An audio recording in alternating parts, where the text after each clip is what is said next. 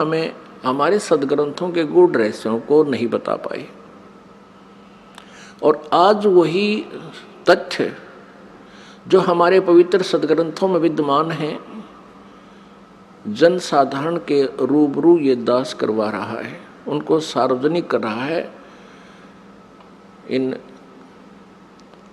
CD के माध्यम से, प्रोजेक्टर के माध्यम से और पुस्तकें बना करके। अब उन गुरुओं को, उन आचार्यों को समस्या उत्पन्न हो रही है जो अभी तक लोक वेद सुना रहे थे, दंत कथा सुना रहे थे।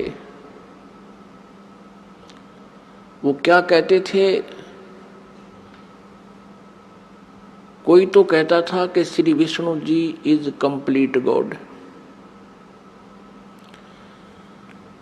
ये विष्णु जी ही सर्व समर्थ भगवान हैं और यही तीन रूप धारण कर लेते हैं। ब्रह्मा जी के रूप में ये सृष्टि करते हैं, विष्णु जी के रूप में ये सतीथि करते हैं और शिव जी के रूप में ये संहार करते हैं। कोई कहता था कि भगवान शिव महेश हैं, महेश्वर हैं, देवों के भी देव हैं, यही सबके उत्पत्ति करता है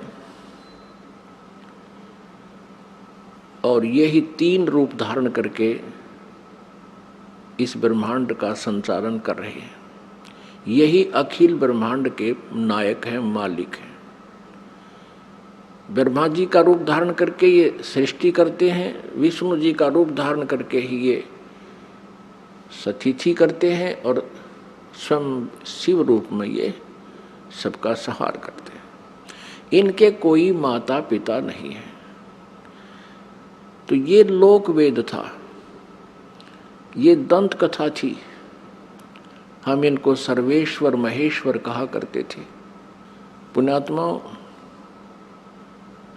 जिस मार्ग पर हम चलते हैं, हम अपना सफर तय करने के लिए उद्धत होते हैं, तो उसकी जानकारी हमें थोरोली होनी चाहिए, कंप्लीट होनी चाहिए, फिर उस पर चलने का लाभ है।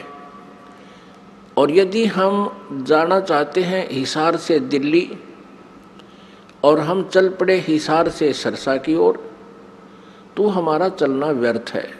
चाहे हम कितनी स्पीड से जा रहे हैं, कितनी गाड़ी को दौड़ा रहे हैं, वो व्यर्थ है।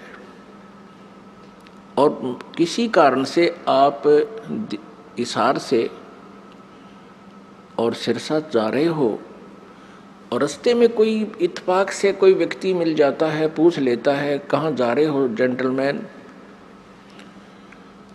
तो आप कहोगे कि हम दिल्ली जा रहे हैं। वो व्यक्ति आपसे ये कहे कि ये दिल्ली वाला वे नहीं है, ये दिल्ली मार्ग नहीं है, ये तो आप उल्टा जा रहे हो, सिरसा साइड में पंजाब की तरफ जा रहे हो। तो उस जेंटलमैन को विचार करना चाहिए कि ये व्यक्ति ऐसे क्यों बोल रहा है, क्योंकि वो तो अपने हिसाब से दिल्ली जा रहा है, लेकिन उसकी अपनी सोच है कि वो दिल्ली जा रहा है, लेकिन मार्ग गलत है, उसकी दिशा गलत है। तो उस जेंटलमैन को, उस भद्र पुरुष को चाहिए वेरीफाई करे।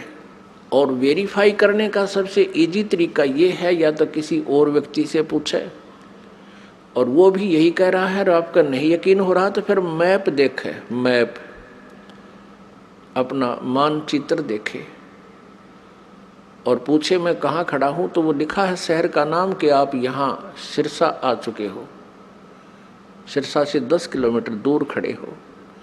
तो फिर मानचित्र भी यही बता रहा है और सामने वाला जो भद्र पुरुष आपको बताना चाहता है कि आपकी दिशा गलत है।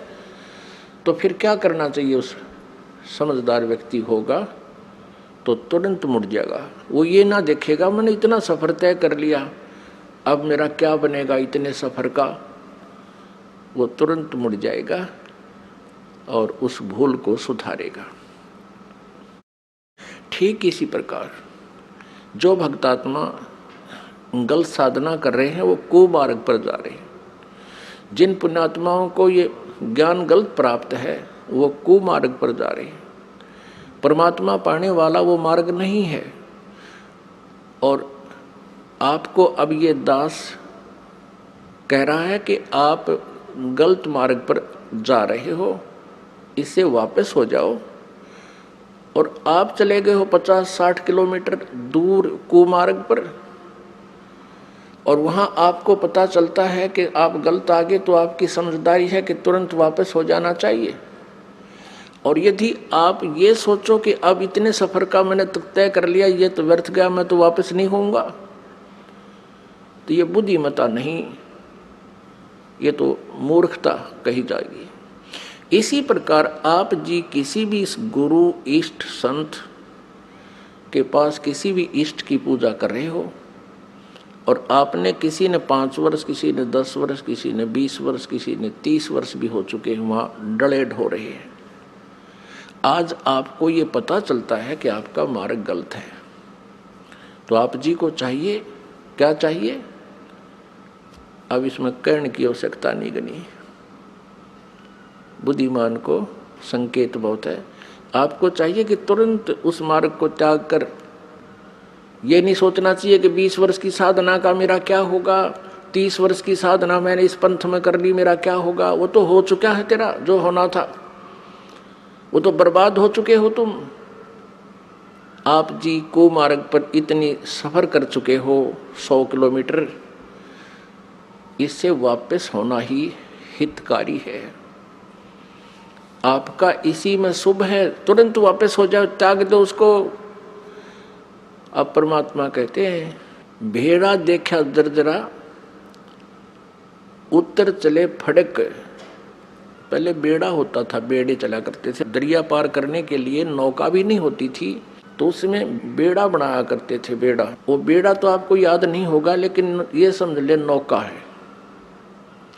जिस नौका में आप बैठे हो उस नौका में पानी भर रहा है, उसमें उसका नीचे का बेड जो है वो डैमेज हो चुका है, और साथ में दूसरे वाला बिल्कुल जो है सही नौका साथ में आ जाता है, और आपको पता चल जाता है कि ये तो डूबोगे तुम इस नौका में जिसमें बैठे हो, पानी भर रहा है इसके अंदर। तो कहते हैं, परमात्मा कहते हैं, बेड़ा देखा जर्जरा और उत्तर चले फड़के। डूबे थे पर उबरे। कबीर परमेश्वर जी हमें बताना चाहते हैं कि जो बुद्धिमान होंगे वो ऐसा करेंगे। डूबे थे पर उबरे, गुरु के ज्ञान चमक, और भेड़ा देखा जर्जरा उत्तर चले फड़क। कहते हम तो डूबे थे, 84 लाख योनियों में चले जाते। गुरु जी के ज्ञान से फिर हम फड़क गए, एकदम फड़कना माने न जबरदस्त भयभीत हो जाना, और एकदम फड़क के यानी ऐसे चमक के कूद जाना, एकदम चमक जाना। मतलब सेकंड का विचार भी नहीं करने का समय है। डूब रहा है तो एकदम दूसरा साथ में खड़ा है, अच्छा स्थान है, तो उस पर चमक एकदम कूद जाना, उसको कहते हैं डूबे थे पर उबरे। गुरु के ज्ञान चमक, लोग एकदम चमक का पड़ा है भाई, एकदम ऐसे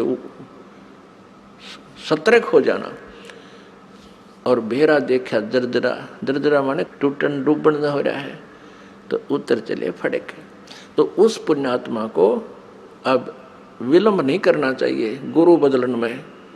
उस मार्ग में कितना ही चला गया उसको तुरंत त्याग देना चाहिए। वो तो बिल्कुल कुमार्ग पर, आप तो 200 किलोमीटर 100 किलोमीटर दूर चले गए हो, वह आना वापस पड़ेगा, आना ही पड़ेगा। आगे जितने कदम रखोगे वो गलत ही है, दूर ही जाओगे।